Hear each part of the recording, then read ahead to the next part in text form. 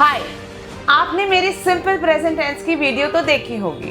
उससे मैंने simple present tense को बहुत इजी वे में और अच्छे तरीके से समझा दिया है। अगर आपको फिर भी कोई प्रॉब्लम हुई तो प्लीज़ मुझे कमेंट करें, मैं आपकी प्रॉब्लम सॉल्व कर दूंगी। और जिन लोगों ने वीडियो नहीं देखी है, डिस्क्रिप्शन बॉक्स पे लिंक दे रखा है, उसे प्रेस करें और वीडियो ज़रूर देखें।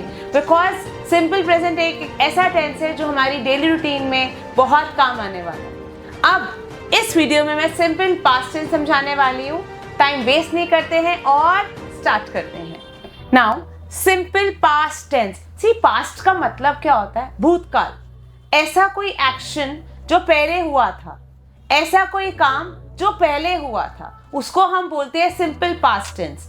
सिंपल पास्ट टेंस को हम पास्ट इंडेफिनिट टेंस भी बोलते हैं। तो अगर मैं सिंपल पास्ट टेंस बोलूं या पास्ट इंडेफिनिट टेंस बोलूं, एक ही बात है। करेक्ट? आइए अब उसकी डेफिनेशन समझते हैं। It is used to describe an action that happened before the present time and is no longer happening. तो कोई भी ऐसी क्रिया, कोई भी ऐसा एक्शन जो पहले हुआ था, प्रेजेंट टाइम से पहले हुआ था और अब नहीं हो रहा है, तो इसको हम क्या बोलते हैं? Past tense.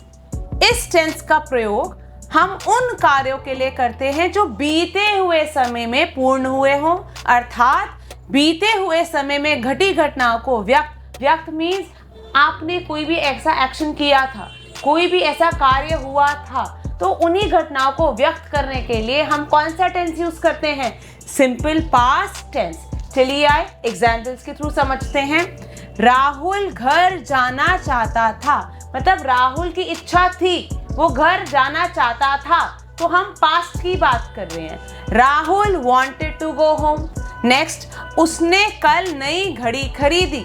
He bought a new watch yesterday। तो वो कल काम हुआ था ना, उसने कल घड़ी खरीदी थी, तो अगेन ये सिंपल पास्ट टेंस हो गया। मेरी छोटी बहन कल दिल्ली गई थी। My younger sister went to Delhi yesterday। तो वो कल गई थी, वो कार्य कल हुआ था, वो एक्शन कल हुआ था, अगेन सिंपल पास्ट टेंस। उसने मुझे अंग्रेजी सिखाई। उसने मुझे अंग्रेजी सिखाई थी, मतलब ये काम हो चुका था, again simple past tense. She taught me English. अब मुझे कैसे पता लगेगा कि ये सिंपल प्रेजेंट टेंस है या सिंपल पास्ट टेंस है? सिंपल है ना। अब सिंपल क्या है? आपने वर्ब को पकड़ लेना है, क्रिया को पकड़ना है, और आपने क्रिया से बताना है, क्रिया को देखकर बताना है कि ये प्रेजेंट टेंस है या पास्ट टेंस है। मैंने अपनी पहली वीडियो में भी ये बात बोली थी और इस वीडियो में फिर से बोल रही हूँ। वर्ब की 3 फॉर्म्स होती हैं। बेस फॉर्म, जिसको हम बोलते हैं वर्ब फर्स्ट फॉर्म, जो हम प्रेजेंट टेंस में यूज करते हैं। वर्ब सेकेंड फॉर्म, जो हम पास्ट टेंस में यूज करते हैं। और वर्ब थर्ड फॉर्म, जो पास्ट पार्टिसिपल कहलाता है। इसकी यूसेज का है, मैं आने वाली वीडियो में जरूर बताऊंगी। बट सिंपल पास्ट टेंस में हमें V2 वर्ब की सेकेंड फॉर्म ऑन टिप्स होना बहुत जरूरी है, नहीं तो हम कहीं ना कहीं गलती कर बैठेंगे और हमारा सेंटेंस रॉन्ग हो जाएगा। इसकी पूरी लिस्ट मैंने डिस्क्रिप्शन बॉक्स में दे रखी है, उसको जरूर लर्न करें, बिकॉज उसको लर्न किए बिना आप पास्ट टेंस करेक्टली नहीं सीख सकते। आइए अब ये देखते हैं कि सिंपल पास्ट टेंस की पहचान कैसे करते हैं। अगर किसी भी सेंटेंस के एंड में आपको कौन सी साउंड सुनाई पड़े, कौन सी आवाज सुनाई पड़े, आ की, ई की या ए की, तो वो हमारा कौन सा टेंस होता है? Simple past tense. चलिए आइए देखिए कैसे। मैंने आम खाया था, आ की साउंड आ रही है ना, तो आ की साउंड आएगी तो simple past tense. Neena school गई थी, ई की साउंड आ रही है, सिंपल पास्ट टेंस। हमने खिलौने खरीदे, ए की साउंड आ रही है ना, सिंपल पास्ट टेंस। मेरा भाई मुझसे नाराज था, आ की साउंड आ रही है। अब इसे इंग्लिश में कैसे बोलते हैं? मैंने आम खाया था, आई एट मैंगो। नीना स्कूल गई थी, नीना वेंट टू स्कूल। हमने खिलौने खरीदे, वी बॉट टॉयज। मेरा भाई मुझसे नाराज था, my brother was angry with me. अब आप बोलोगे मैम आपने इसको इंग्लिश में कैसे ट्रांसलेट किया? अब मैं इसी को सिखाने वाली हूँ, चलिए देखते हैं। चलिए अब इसके स्ट्रक्चर के बारे में सीखते हैं कि अगर मुझे सिंपल पास्ट टेंस का एक सेंटेंस फॉर्म करना है तो मैं कैसे करूँगी। इसके लिए आपको स्ट्रक्चर समझना बहुत ज़रूरी है, और मैंने अभी बताया था कि जो वर्ब की 3 फॉर्म की लिस्ट है वो आपको ऑन टिप्स में, ये नहीं कहती कि सारे लर्न हो, बट स्टिल काफ़ी सारे वर्ड्स को लर्न करना स्टार्ट कर दें। हर रोज़ 8 to 10 करेंगे तो भी आप 9 to 10 डेज में काफ़ी सारे वर्ड सीख जाएंगे। पहले आइए वो लिस्ट कैसी होती है, मैंने एक छोटा सा एग्जाम्पल लिखा है बोर्ड पर। वर्ब की first form that is present tense, verb की second form that is past tense, verb की थर्ड फॉर्म पास्ट पार्टिसिपल। देखिए वर्ब की फर्स्ट फॉर्म प्रेजेंट टेंस में यूज होती है, जो मैंने सिंपल प्रेजेंट टेंस में आपको पहले ही बताई है, वो आप डिस्क्रिप्शन बॉक्स में जाएंगे, लिंक पर क्लिक करेंगे तो आराम से सीख जाएंगे। अब इस वाली वीडियो में हम V2 पास्ट टेंस का इस्तेमाल करेंगे। अब वर्ब्स दो तरीके होते हैं, रेगुलर और इर्रेगुलर। रेगुलर वो होते हैं जिनके पास्ट या पास्ट पार्टिसिपल में ed या d का इस्तेमाल होता है, correct. For example dance, danced, मैंने जस्ट d ऐड कर दिया, डांस्ड। एड, एडेड, मैंने ed ऐड कर दिया पास्ट टेंस में, added. Bake, baked, baked, just d add करा। शो, शोड, शोड, इसमें ed ऐड करा।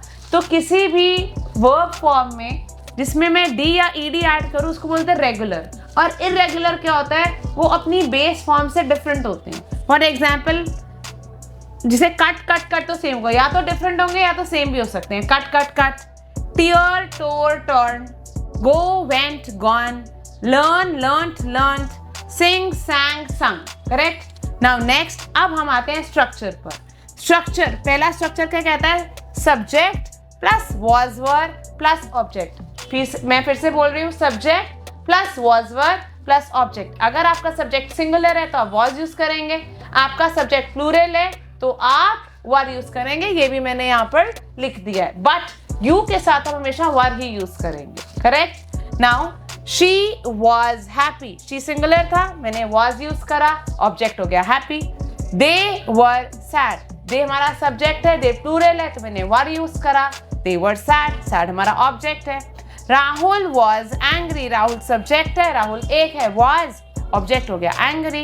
It was an ancient building, it एक है, बिल्डिंग एक ही है ना, इट एक है तो it was an ancient building, subject was were object. अब थोड़ा जल्दी करते हैं। शी वॉज हैप्पी, वह खुश थी, simple past tense. They were sad, वे उदास थे।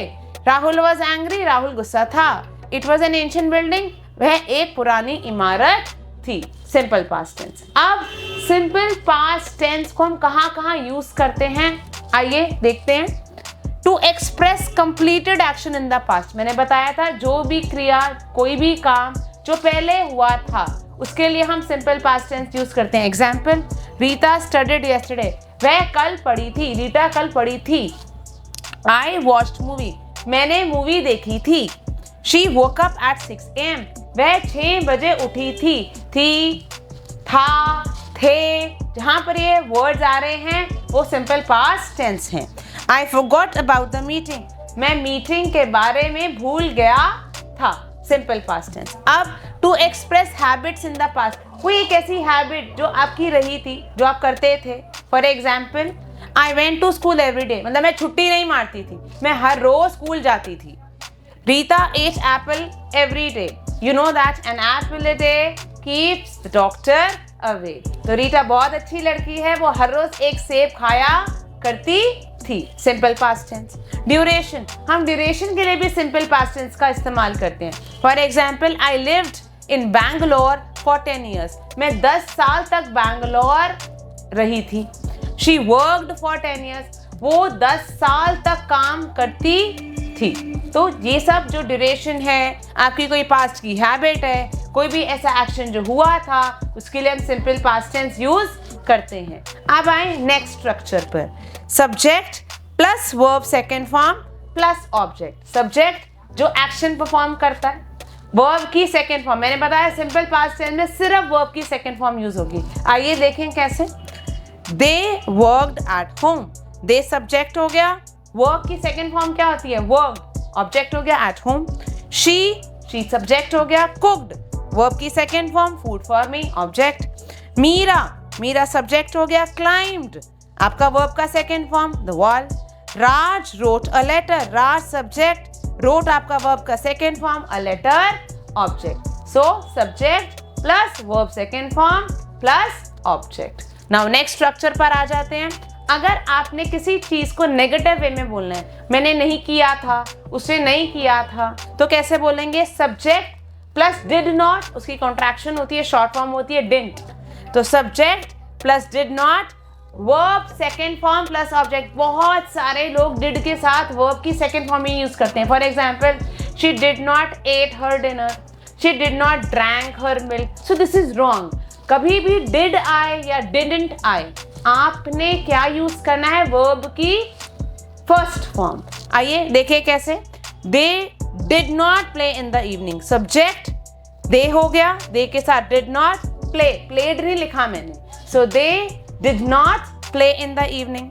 आई didn't sleep well last night. Subject हो गया आई डिडंट. अगर सब्जेक्ट आपका सिंगुलर है, प्लूरल है, आई है, यू है, कुछ भी है, तो आप डिड या डिडंट यूज कर सकते हैं. ठीक है.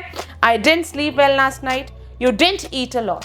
अगर अभी इसको मैंने इंटेरोगेटिव मीन्स क्वेश्चन फॉर्म में चेंज करना है, तो उसका स्ट्रक्चर क्या रहेगा? आइए देखें. Did plus subject plus verb first form plus object. Did she play in the evening, पहले मैंने बोला था. अगर मैं इसको पॉजिटिव में बोलूं तो कैसे बोलूंगी? She did play in the evening. अगर इसका उल्टा, इसका इंटरोगेटिव बनाना है, तो जो आपका हेल्पिंग वर्ब था डिड, वो पहले आ जाएगा और सब्जेक्ट बाद में आ जाएगा. हेल्पिंग वर्ब पहले, सब्जेक्ट बाद में. तो did she play in the evening, मैंने वर्ब की फर्स्ट फॉर्म यूज करी है. फिर से बोल रही हूँ, डिड के साथ हमेशा वर्ब की फर्स्ट फॉर्म ही यूज होती है. Did she sleep well last night. So did आपका हेल्पिंग वर्ब, देन आपका सब्जेक्ट, देन आपका वर्ब एंड देन आपका वर्ब की फर्स्ट फॉर्म और ऑब्जेक्ट. ठीक है. अब आई थिंक आपको सिंपल पास्ट टेंस की क्लैरिटी हो चुकी है. स्टिल कोई डाउट्स हो, प्लीज कमेंट करें एंड डिस्क्रिप्शन बॉक्स में वर्ब की फर्स्ट, सेकेंड, थर्ड फॉर्म की लिस्ट में प्रो बने. हर रोज 5 से 10 वर्ड्स को जरूर लर्न करें. Thank you. Take care. Bye bye.